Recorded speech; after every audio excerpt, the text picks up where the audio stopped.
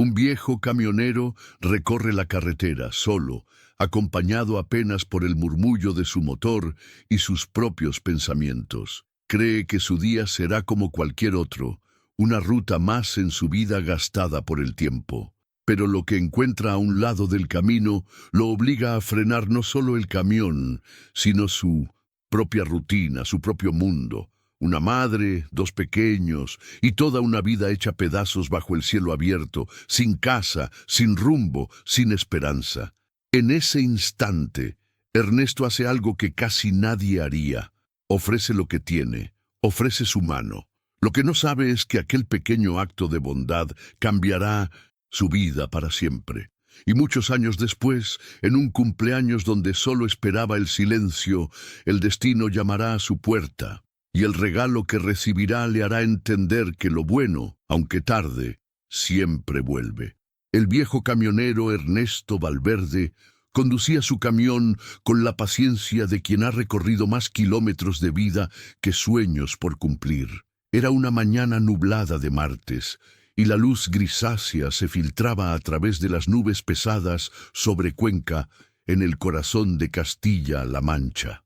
El motor del camión resonaba de manera constante, casi como un susurro de compañía para Ernesto, mientras sus pensamientos divagaban entre las facturas acumuladas, la nostalgia de los hijos que hacía años que habían volado del nido, y esa punzada en la espalda baja que le recordaba, a cada kilómetro, el peso de los años. Su carga era liviana. Cajas reciclables destinadas a un pequeño almacén en las afueras de Albacete. No era un trabajo difícil, pero era uno de esos días en que el cuerpo pedía descanso y la mente algo de consuelo. El radio viejo del camión sonaba apenas, mezclando boleros olvidados con el zumbido de los neumáticos sobre el asfalto irregular. Y fue justo en una de esas curvas solitarias, donde el paisaje parecía repetirse hasta el infinito, que algo rompió la monotonía y obligó a Ernesto a frenar de golpe, como si el propio destino hubiese puesto un obstáculo en su camino para cambiar su vida para siempre. A un lado de la carretera pegada a la acera de tierra, estaba una mujer que no parecía tener más que la ropa puesta, y una tristeza profunda pintada en el rostro. A su lado, dos pequeños niños intentaban mantenerse firmes contra el viento frío de la mañana.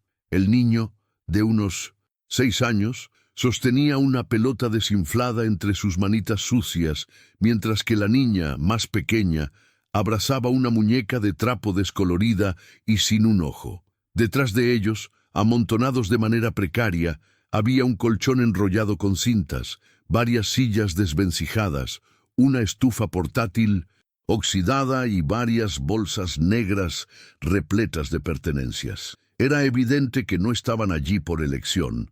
Todo indicaba que habían sido desalojados sin piedad. Ernesto, con el corazón encogido, bajó la ventanilla del camión.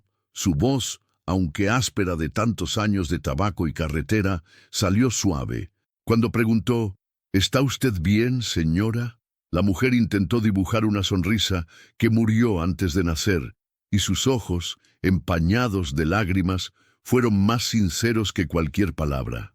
«Nos echaron hoy del piso», respondió ella, con un hilo de voz que apenas se oía sobre el ruido del motor encendido. Mi hermana iba a recogernos, pero ya no contesta las llamadas. Ernesto no necesitó pensarlo 2 veces. Apagó el motor con un giro brusco de la llave, abrió la puerta rechinante del camión y bajó a tierra con la lentitud que le imponían sus articulaciones gastadas. Caminó hacia ellos, se quitó la gorra en un gesto de respeto y volvió a hablar, esta vez con una determinación que no admitía negativas. «Suban, no pueden quedarse aquí». La mujer dudó por un segundo, mirando a sus hijos como buscando una respuesta en sus ojos inocentes. Pero ante la firmeza amable del camionero, finalmente asintió. Con cuidado cargó a la niña en brazos, mientras el niño, valiente, trepó solo al estribo del camión. Ernesto, sin mediar palabra, comenzó a cargar algunos de los muebles más importantes al compartimiento trasero del camión. No eran muchas cosas, pero suficientes para contar la historia silenciosa de una vida interrumpida. Durante el trayecto hacia Valdepeñas, el silencio llenó la cabina del camión como una manta pesada. Ernesto, concentrado en la carretera, robaba miradas de reojo a sus nuevos pasajeros. La mujer, abrazada a sus hijos, mantenía la cabeza baja, como si temiera que el más leve movimiento pudiera hacer que su frágil situación se desmoronase aún más. No preguntó sus nombres, no pidió explicaciones. Sentía que las heridas abiertas a veces necesitan más silencio que palabras. Mientras cruzaban los campos áridos que caracterizan la región, Ernesto recordó su propia infancia en un pueblo perdido, donde a veces la ayuda llegaba tarde o nunca llegaba. Quizá por eso su gesto no era un acto de caridad, sino una deuda moral con ese niño que alguna vez también fue. Finalmente, cuando llegaron al albergue comunitario, Ernesto ayudó a descargar las pocas pertenencias, les entregó un par de bolsas de ropa que tenía en el camión y se despidió con un apretón de manos firme y una mirada que decía: «No están solos». No pidió agradecimientos, no los necesitaba. Cuando Ernesto volvió a su camión y cerró la puerta oxidada, pensó que todo había terminado allí.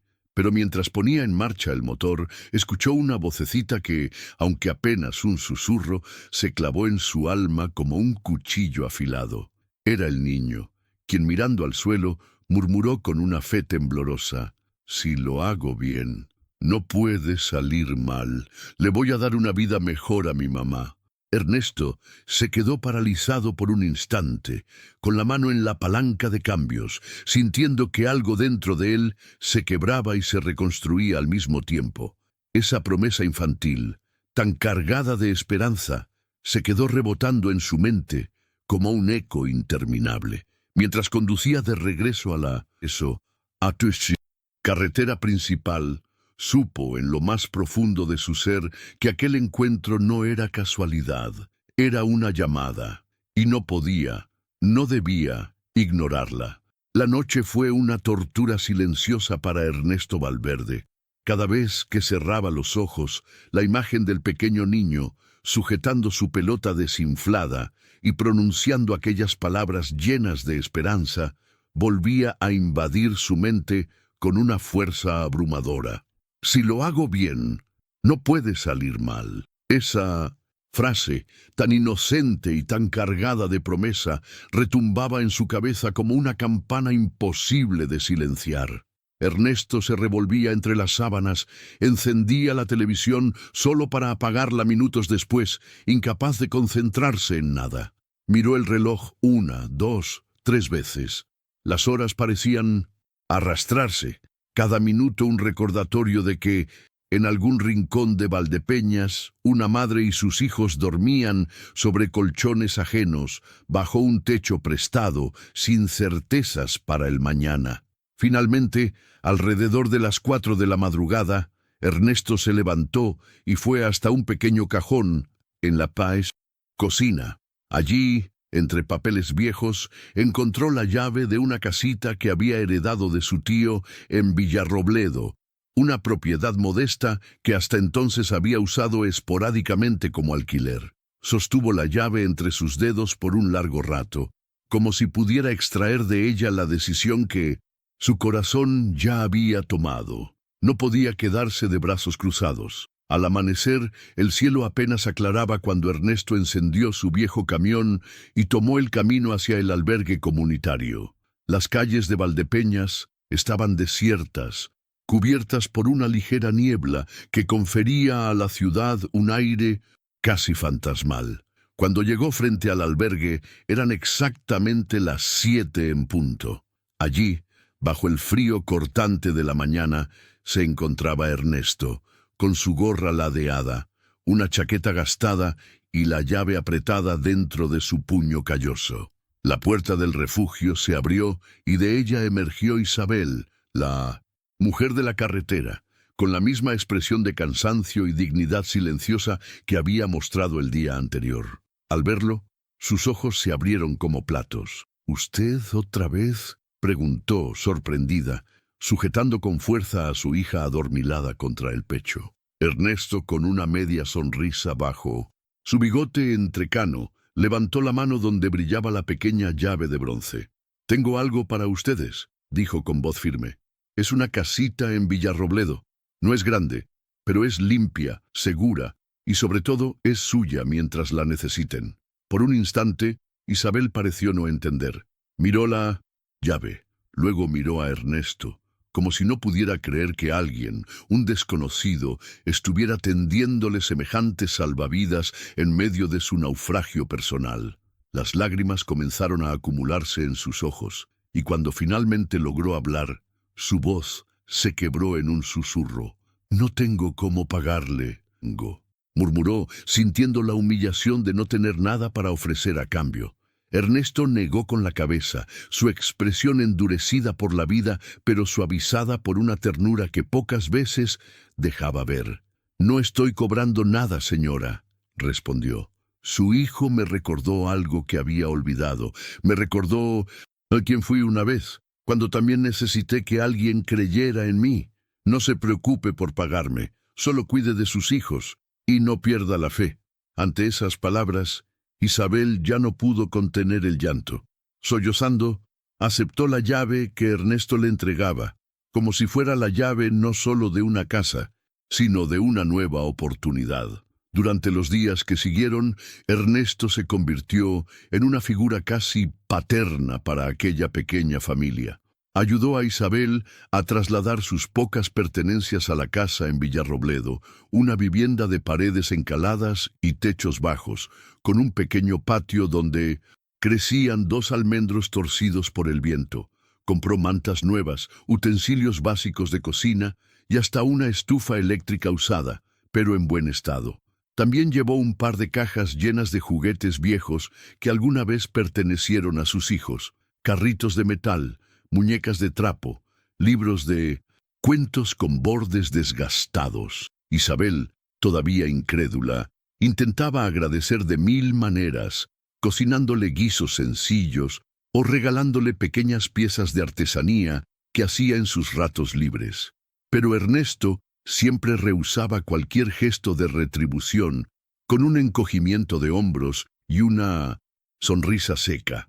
Para él, todo lo que hacía no era un favor, era una deuda que sentía en lo más profundo de su alma, una manera de redimirse de todas las veces en que había cerrado los ojos ante la necesidad ajena.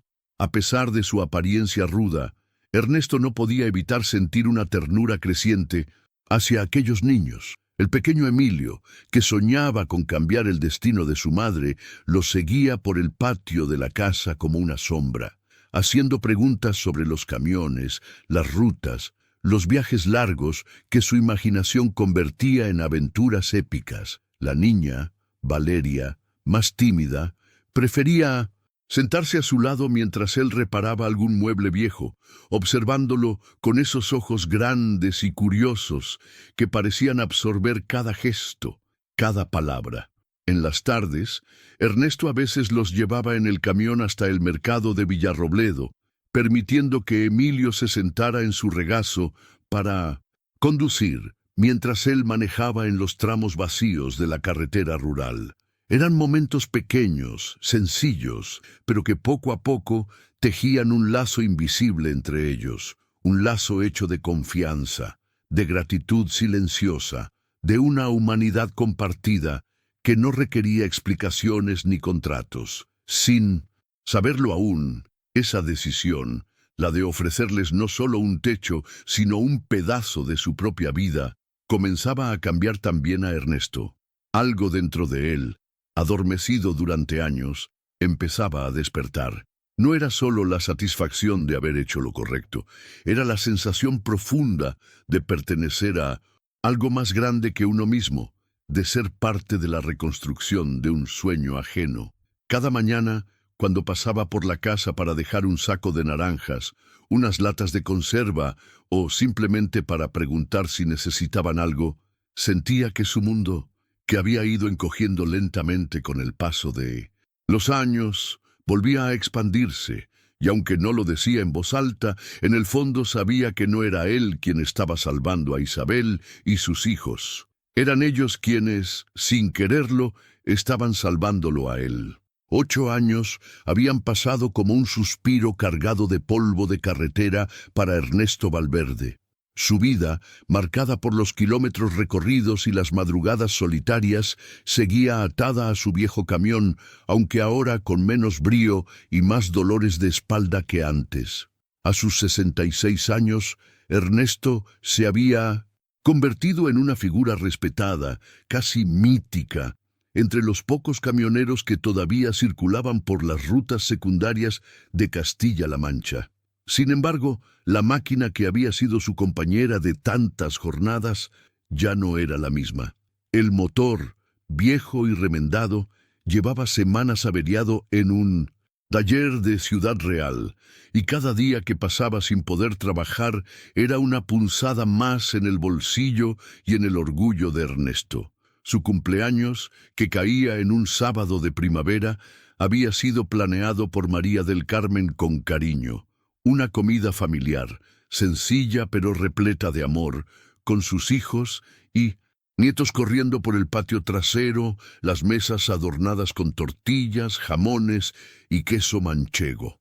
A pesar de todo, mientras la risa de los niños resonaba entre las paredes y el aroma del arroz con conejo llenaba el aire, Ernesto no lograba espantar un extraño vacío que se había instalado en su pecho. Sentado en la cabecera de la mesa, con una copa de vino a medio terminar frente a él, Ernesto observaba en silencio los rostros felices de su familia.